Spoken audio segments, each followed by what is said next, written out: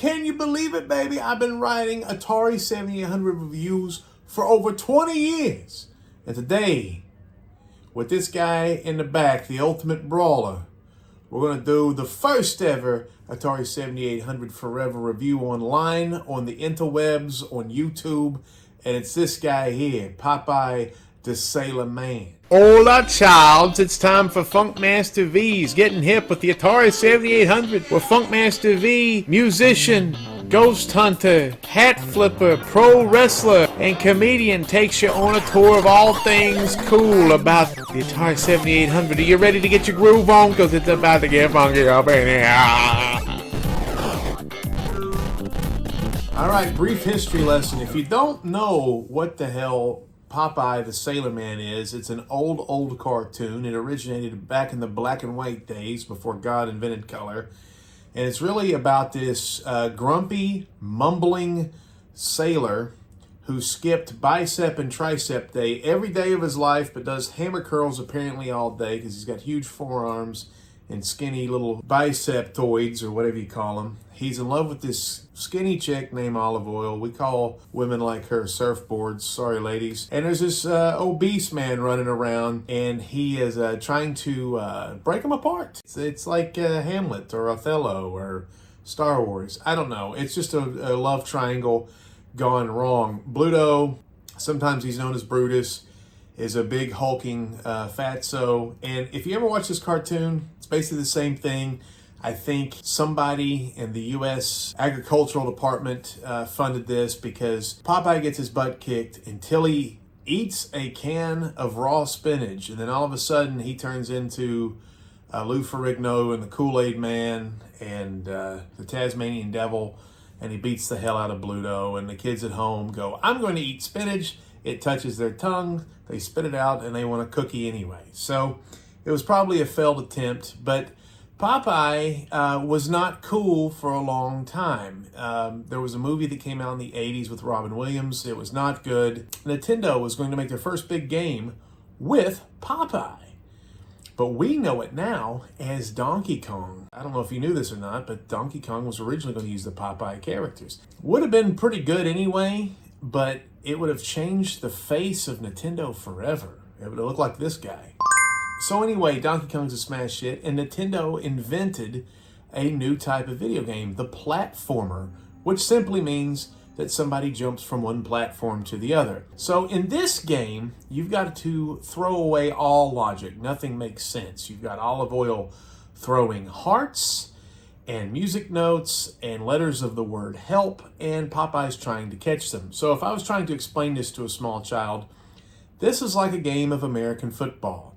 You've got Bluto is the defender, Popeye is the wide receiver, and Olive Oyl is a terrible quarterback, much like Zach Wilson of the New York Jets. There's a lot of stuff that doesn't make sense, but basically you got to collect all the things that Olive Oyl is littering around the screen, and once you do that, you will clear the level.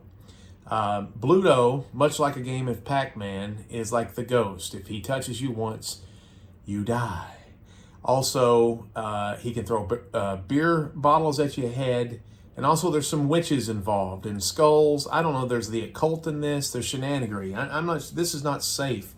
In the second screen, you see a little kid floating on a hot air balloon, which is not safe. And that's the child of Popeye and Olive Oyl. And Bluto's still trying to get into this? I don't know. I mean, what is Olive Oyl packing, dude? I don't know. It's like, they're already married. They got a kid, dude. To find another chick. I don't understand. There's also Wimpy down at the lower left-hand corner, and he looks like he's on the Atkins diet. He's normally the guy that says, I'll gladly pay you Tuesday for a hamburger today. He's a glutton and a bum. But he's down there just because we didn't know what else to do with him. So the game. The first screen of Popeye is one of the best platform screens of all time. It's got a couple of ways you can defend yourself against Bluto. You can hit the old punching bag, the old speed bag into the barrel on top of the head ploy, kind of Home Alone-ish. But there's also spinach. You eat some of your spinach. If you touch Bluto, you knock him the hell out. It's pretty satisfying to see that. Olive Oyl runs around aimlessly throwing her junk everywhere, and you've got to catch it. The higher up you are on the level where you catch it, the more points you get. And if it goes to the bottom, you got to go down there and save that from sinking into the sea, or she divorces you. I'm not sure. Whatever happens, you lose a man. Along the way, witches are trying to stop you because, you know, fat sailor men and witches are always, I'm telling you, they're like this. Every time I go to a bar, I see a fat sailor and a witch. The game is great. In the 7800 version, it was made by a guy named Daryl 1970. I don't think that's his Christian name. I think that's his handle on AtariAge.com. And everybody went crazy when this guy started porting this thing, because years and years ago, I was like, damn, Popeye would have been great on the 7800. And here we are in 2023. And Popeye is still not cool. It wasn't cool in the 80s, but it's still not cool, but it's still a great game. It's smooth. I mean, the graphics are not as good, of course, as the arcade, but there's something very charming about the graphics. The sound has a Hokey chip, which is a brand new invention. Some of the Atari enthusiasts have come up with the Hokey chip, and it's basically a replacement for the Pokey chip, which is superior sound to what most 7800 games has, which is called a TIA chip. We'll talk about that quite a bit on these videos, how bad the TIA chip sounds most of the time. But the Hokey chip is dialed in perfect here. It sounds wonderful. So sound and graphics and the gameplay is smooth. I think this game plays as smooth as the arcade, or even smoother. A lot of times when you... the ratio, the aspect ratio changes from a television to an arcade set. It kind of screws up the game. I almost said a bad word there. For some reason in this universe, that works. I don't know, something about it makes it feel like it's dialed in perfectly.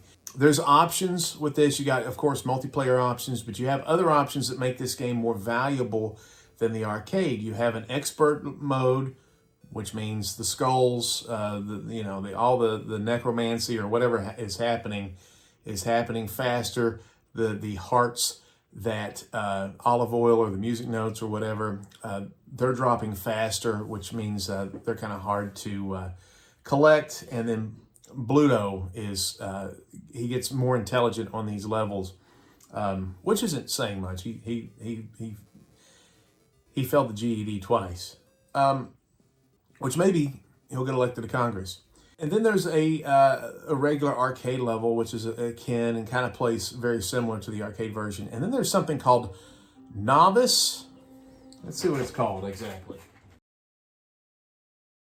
So it's called Novice Reverend F. I don't know what that stands for, but I did read somewhere where he based that on a previous port, maybe to a Nintendo Entertainment System version of Popeye, or something like that, where it's like the teddy bear mode in Miss Pac-Man. It's a little easier.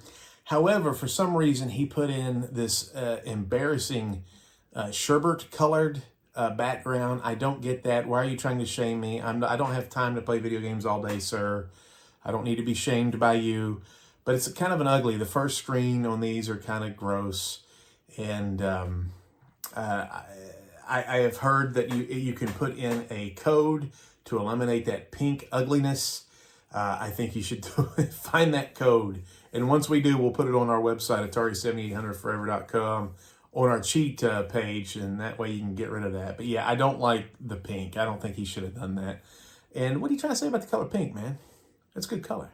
Another feature and problem I have with this game is that it's high score key compatible. And if you have one of those funky little audio boxes, a lot of the programmers, instead of using the capabilities to make it say weird words and go, I'm going to screw your mom, using that guy as a way to record scores. Well, that's all well and good.